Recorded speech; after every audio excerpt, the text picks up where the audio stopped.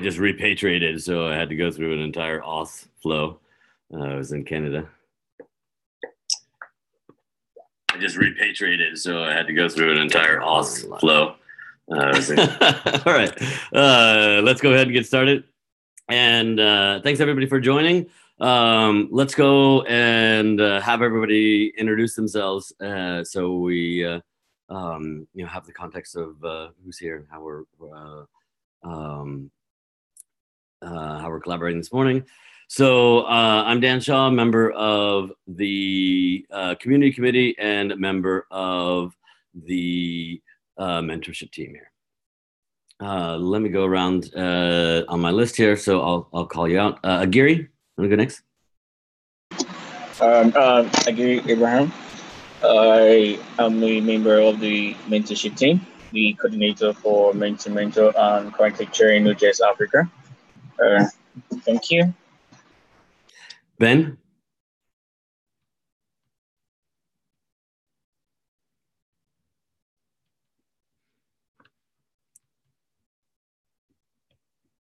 You're on mute, Ben, so if you're talking to us, note that you're on mute. Let's talk, Ben.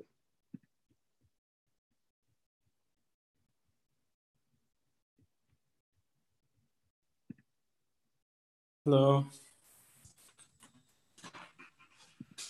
Okay, Ben seems to be having trouble with his mute. I'll go on to Brian Giggle.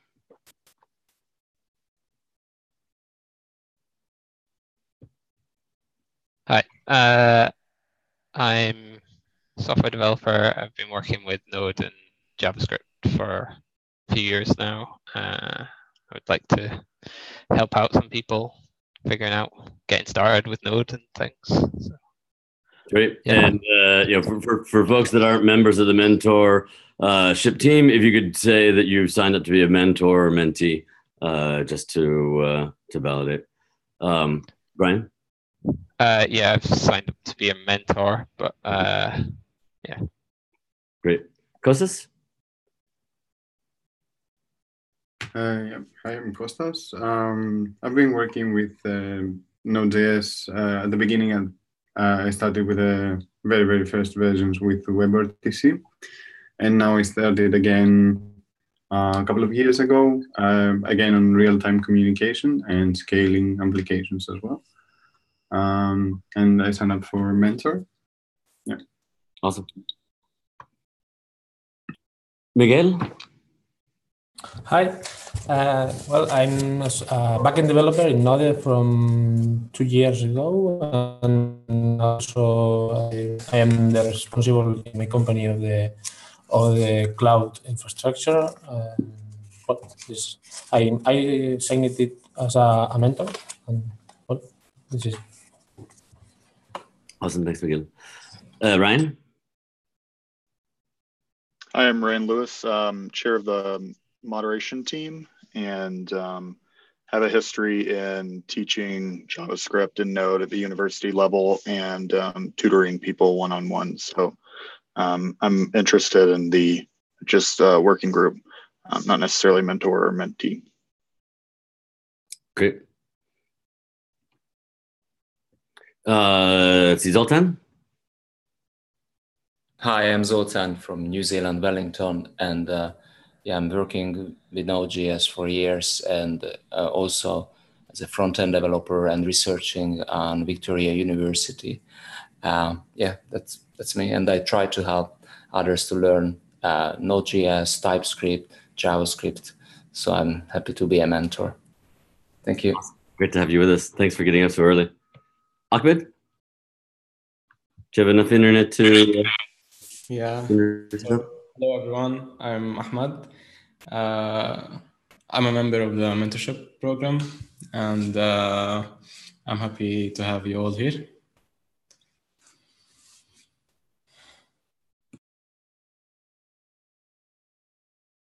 I'll mute myself. Great. Well, thanks for joining everybody. So we had a great meeting last week with the moderation team that shared some of the capabilities and also correct me if you would characterize this is incorrect, Ryan. The limitations of the moderation team. The moderation team is a small group of volunteers inside the Node.js project that help facilitate the activities and keep the activities that a very large project like Node.js does safe and viable for everyone who's attempting to collaborate and contribute to the project. Learned that the primary ability and surface area of the moderation team is really associated with GitHub. The project has been experimenting with and is currently debating whether we fully support Slack. As a community committee, our objective is to support everybody in the Node.js ecosystem, whether they are inside of Node.js official infrastructure or not. But then there's this kind of this next level of where we as members and volunteers of in the project have committed ourselves to collaborating with the project. So there's different levels. We've had incredible response to the mentorship program and interest in the mentorship program, and a lot of people that are excited about getting started. But as we get prepared and as we work to match people up with the project, we are you have the three members of the mentorship team here, myself, Aguirre, and Ahmed, and we all have lives and work and all of our other responsibilities to take care of. So just be cognizant of that. And one other thing to emphasize: there's no corporation magically funding everything behind this. That is facilitating the infrastructure. So we're a huge project, we're a huge community, but the individuals that are volunteering and taking time out of their busy schedules to work on this is fairly small. And with that, the latency that you see in things moving forward is directly correlated to the resources that we have, right? I hope that's obvious, and I hope that your response in that is, how can I help more? Because kind of any other response is not really helpful. So Ahmed, you missed, but you had the opportunity to catch up on some of the discussion, and I wanted to give you the opportunity to share some of your feedback, and perhaps we can bridge and clarify some of the learnings that we had in inviting the moderation team to come and share with us. Yeah, so the main concern was in the last meeting was mainly about we don't want to rush things and we don't want to have an unfriendly environment. The main concern for the moderation team was to have the one-on-one sessions where there's no one, if things escalate, there's no one to help de-escalate the issues. So I wanted to touch on that and talk more about that. Also, another issue we talked about is basically, do you want the mentors to do you want the mentors to be only restricted to the members of Node? So if that's the case, we need to recruit the mentors to be members of the Node project first, then we can start the mentorship, the pairing process? Or is it we're gonna have them they can become members during the process and not it's not like a mandatory thing to join the mentors teams? So I'd like to have a discussion about those two topics. Yep.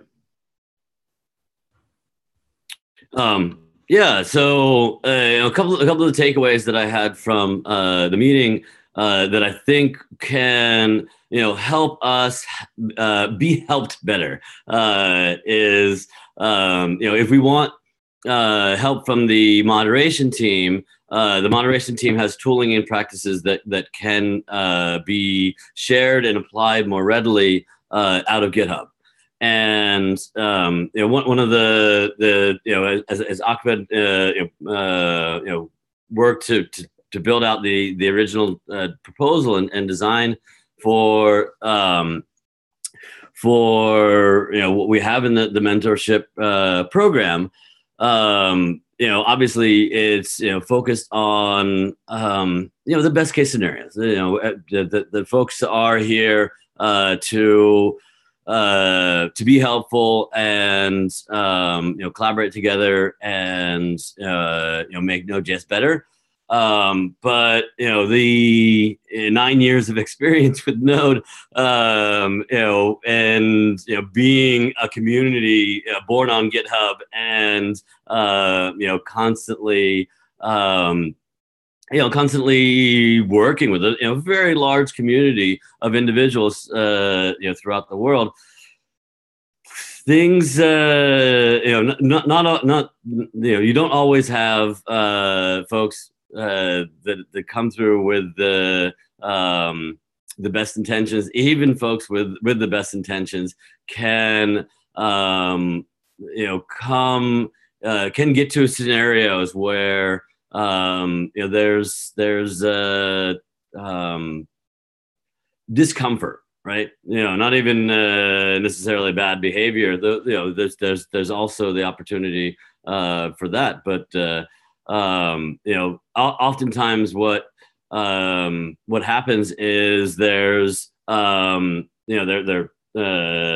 personal, cultural, interpersonal behaviors that someone will get hurt or offended, and oftentimes in those situations you need a third party to come in and reconcile that situation. And right now I'm uncomfortable with our strategy for dealing with that. Especially since I've highlighted that we're just 3 people, spread throughout the world, largely in Euro to North America presence. Thank you, Zoltan, for getting into the morning.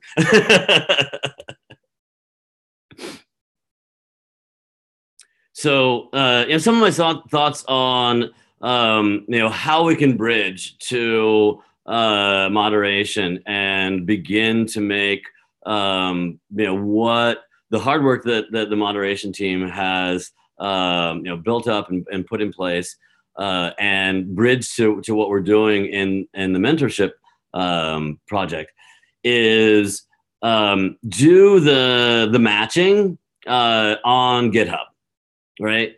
Not the mentorship, but the matching process, I think, is something that and a matching and feedback loop of the mentor-mentee relationship. I think an easy tweak to our model could be to take when we've built consensus that 2 individuals are a match for a mentor-mentee relationship. We can create an issue and post that to GitHub, and that way there's a public record. As is our general practice, we create a public record, so we model accountability through that. So we create a public record that these 2 individuals have established a mentor-mentee relationship, and then we can use that as a forum to provide feedback and also have some visibility if things aren't going well, if there are unmet expectations, things aren't people aren't showing up. One very plausible scenario is there's a mentor and a mentee, and one of the two parties just isn't available. We've designed this process for a 6-month mentor-mentee relationship. If one of those two parties are not able to maintain their commitment to the mentor-mentee relationship, I imagine that individual would want to be rematched. The individual that is active there would want to be rematched. I know if I had a mentor and they proved not to be available, I would at least want to go back into the queue and have the opportunity to be rematched with another mentor sooner rather than waiting 6 months to get reset. Dan, can you share your thoughts? How exactly the issue, what's going to be in the issue? They're not going to have their discussions on the issue, or when they want to set up meetings, what exactly? Right. I think it's important, especially since we have so many mentors here who are perhaps not active in their day-to-day on the Node.js project. In the ComCom, we have been working towards a aspirational goal that not all work is done on GitHub. But that said, every decision that we make and we share with the community is put in the public forum, and really the definitive record of activity is done on GitHub for the Node.js project. So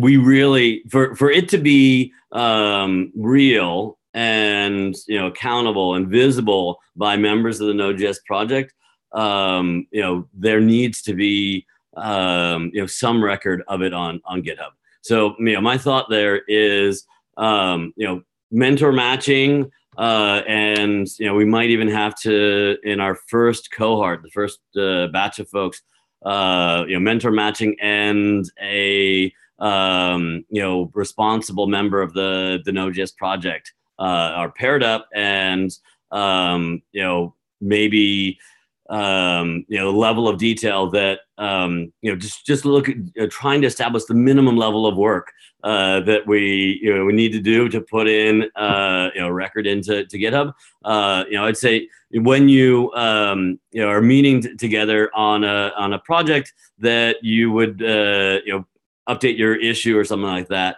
and log, hey, we had a meeting on this date. Just would add to the public record, and we could invite folks to share some of what they're talking about. I think that would be a healthy practice to encourage for folks, that we had a discussion about mentorship and why moderation is important. Could be the discussion that we would have here. Okay, so I was thinking, what if for each mentor that's been matched to a mentor, but matched to a particular mentor, and we have some group of mentees that have the same interest, maybe in a particular Node.js project, and there's a mentor who is going to be in charge of that project, or group of mentors that have the same interest in that particular project. What if we create teams? So they will have discussions on GitHub in the team. We have GitHub teams on a particular repo, so we can have multiple teams for each mentor and mentee. Probably we have 50 mentees in a particular team. It's 3 mentors. Mm-hmm. So the mentors the mentors can share their thoughts, maybe when the question is being asked, or more like the team will be creating on GitHub will be like a classroom kind of setting. So everybody can ask the questions there, share their ideas based on, so they can have this little oneness, and we'll be able to monitor the discussions that happen inside the team discussion. So I don't know if that makes sense.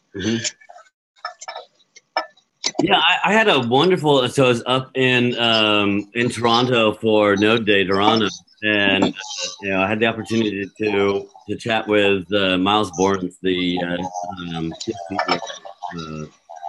and Miles made an interesting comment about that one-to-many mentoring as being an effective strategy for moving through. We have 500 people signed up to be mentored, and this moving through and helping those individuals is going to potentially, as we build things out, be a really long way for folks.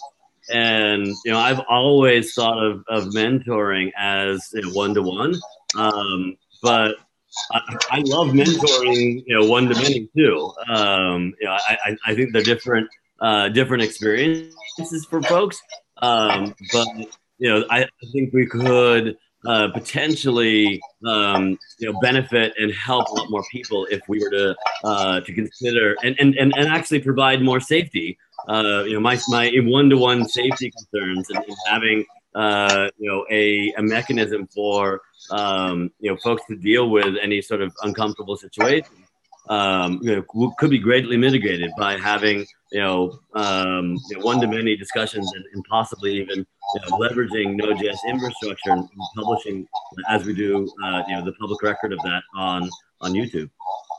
Yeah. Okay. Yeah. Very, very true. And I think for the one-to-one conversation between the mentor and the mentee, if a mentor and a mentee is requesting to have a single discussion, then the mentee should open an issue saying, I want to have a private section with my mentor. Then it waits for approvals from maybe 3 other mentors or 3 members of the Node.js. But at the end of the meeting, we'll want to see probably a record, if it was a video chat or whatever case it was. We just want to see that we are able to monitor every section within the mentor and the mentee. Does that make sense? It does. Where are the and Samuel? I'd love to have you share your thoughts here, but let me just address a comment that Aguirre makes there. What I don't think is viable or acceptable is one-to-one, one-to-many plus one-to-one. Like, I will not sign up for that. I don't have the bandwidth for it. I can do a one-to-one, one-to-many session with 5, 10, 100 people. But if there's an expectation there that you have the opportunity to get one-to-many and one-to-one, that means that you're expecting that mentor to dedicate n+1 time to that, and I believe that's asking too much. It's asking too much for me. If I were requested to do that, I would more like the mentor will have to decide for himself if he's going to take up that task or not. He's like, I can't do a one-to-one section with you. Like, that's just, I can't just do that for now. So I prefer, I don't know if it makes sense if the mentor will be the one to decide if he will be able to do a one-on-one section with a particular mentor. Ben, I'm gonna just note that that I see your raised hand. I wanted to get Samuel, who made a comment in the chat. Samuel, do you want to make a comment on one-to-many? Okay. Hey all, as in, I'm sorry I came late. I think I had a lot to cover. But basically, I feel that not every mentor has the capacity to handle one-to-many. I feel okay that most mentors have the time, and it's better to focus on one mentee, because from my experience, a lot when you have a one-to-many kind of mentoring session, there are a lot of people that are kind of shy. They're not able to express themselves when other people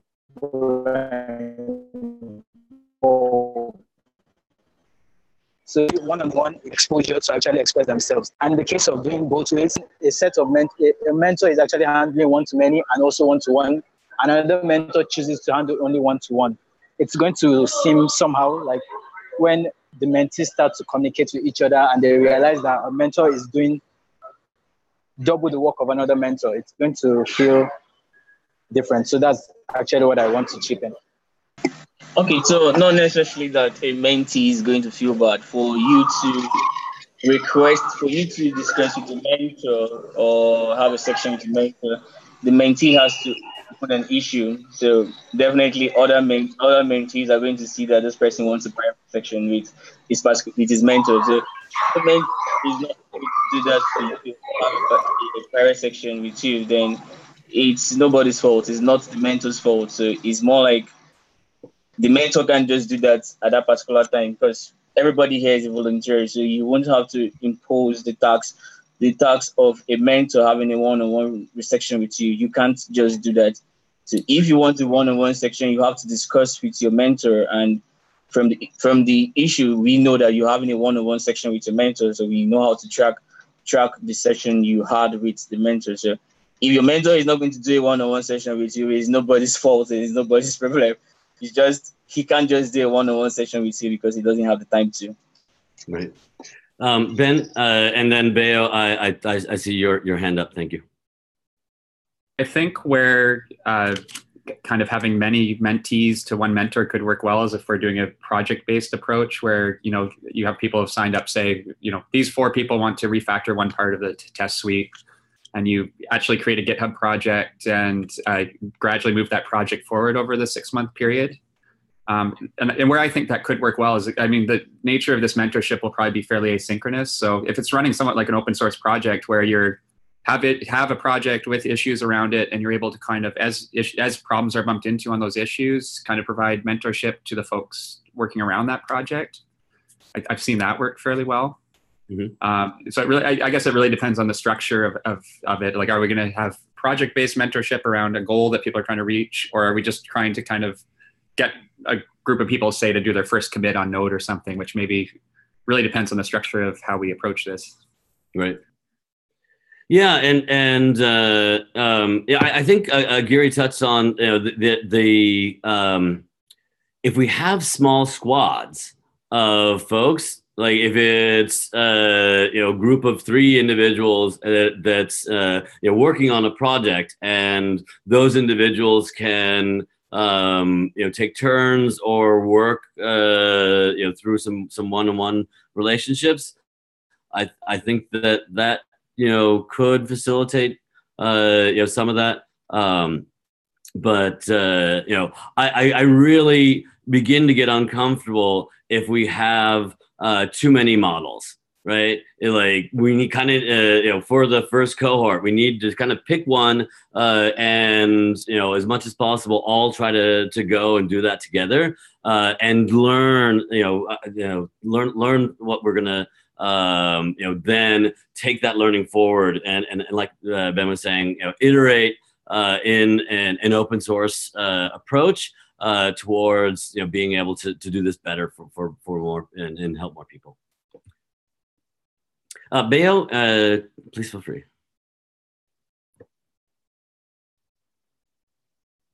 You're probably on mute.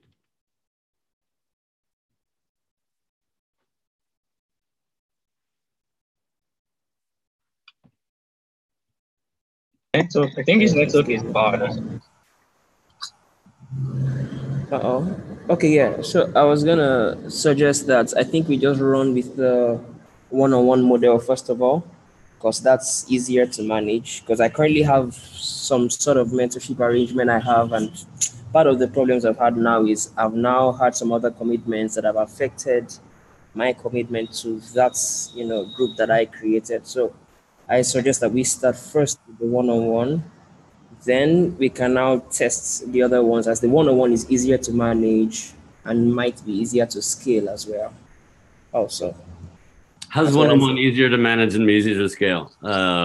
That's, as someone who builds teams and manages people, I find one-on-one mentorship the most fulfilling, but also the hardest thing to scale, and one of the most difficult things to manage, because in that one-on-one situation, you don't have anyone to sanity check. So if things are going wrong in an interpersonal relationship, and there's no way for those individuals to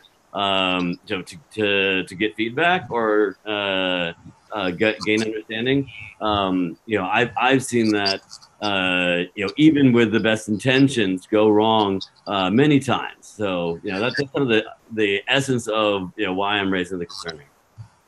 Okay, so personally, I wouldn't advise. I can't agree with Samuel on this. I'm sorry, on one-on-one, because everybody's a volunteer. We have so many mentors, and we can't just start forcing them to have one-on-one sections with every single mentee. That is really not going to be helpful for a voluntary service like this. But if a mentor decides to have one-on-one section with a mentee, you're free to.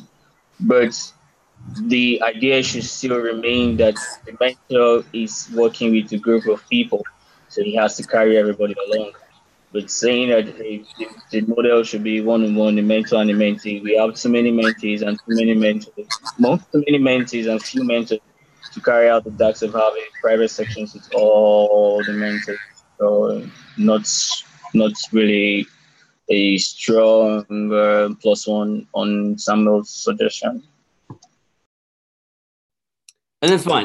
We build consensus by sharing understanding here, and that's important for us to recognize that there are differing points of view and differing goals of folks here. But in terms of building a program, especially in our first iteration, we can only do one, and we may only be able to work through one project.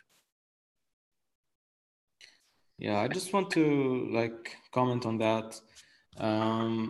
Basically, the simplicity of the matching process is needed because, as you know, we're all giving up from our time to the open source project, and we can't expect mentors to have the capacity to help people more than they could. So one-on-one is simpler in that case. Regarding the mentor GitHub teams, I'm afraid that will complicate how the matching process is going to be done, and also we don't have to have full coverage over the mentors and mentees at the first iterations. We can have a queue and take up from that queue. So each mentor can have a mentee, and we'll have 400 or 500 mentees waiting for the next matching process. Hopefully, as the project keeps getting more and more momentum, we will have more mentors, and hopefully mentees would love to become mentors for the next iterations, after 6 months and stuff. That's my thought. Okay, so concerning the GitHub teams, more like a way of just trying to group everybody, not necessarily. Because looking at a situation where we have too many mentees currently, and if we are to say, okay, we can't take what we have now, so we'll be dropping some mentees, I don't know how they'll probably feel after waiting for so long, and somehow we are not able to get all of them on board. But with the GitHub teams, more like if a mentee the mentees, we can have a collection of programs. We can just decide, okay, these are a collection of programs that we're taking for this first iteration. So you have to select one of them and be part of it. Then we also have mentors that will select from the list of collection of programs that we have for this first iteration. Then we match them based on that, and we open the GitHub teams for them. So based on the collection or the collection you decide to join, that's the GitHub team you'll be on. So that way you'll be able to monitor all the processes and make sure that everybody is learning together. I don't know, Admer. Ben. Yeah, I was going to say that's kind of what I'm advocating too. And what's kind of neat about that is I think we could split out a few meaty projects that are fun to work on and useful to the Node project, but also kind of give us something to center the conversation with mentees around. And that's not saying there wouldn't be one-on-one mentorship. It's saying that like you run it like an open source project. As folks run into walls, you know, split off and help folks with one-on-one mentorship as necessary. But you know, if things are going smoothly, just review pull requests, you know, help open new issues, help project manage. And then the fun thing is that in this few month period of time, you get to say, oh, we've landed a big refactor to this module or something. It's exciting for the folks involved. Great. So I want to make sure we have you know, at least about 10 minutes for a private session with the mentorship team. It sounds like we're coalescing you know, around 2 points of view. And I think there's an opportunity now to take the concepts and build consensus by writing it down. So, you know, if Bayo and Samuel and I'm trying to identify the one-on-ones and the one-to-manys as groups, you know, maybe we can in the minutes doc, you know, build a bit of consensus amongst the folks with you know, the one-to-many and one-to-one proposals, and just get feedback and you know, get to a point where we select one and move forward. Does that sound like a good strategy for us? You know, taking this and building this to a point where we can have consensus and direct people towards their next step.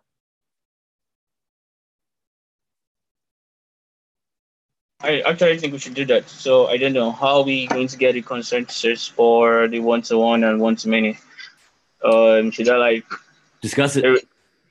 Or actually like do like a parliament kind of stuff. Those for one-to-one, say I do this for one. Would that work?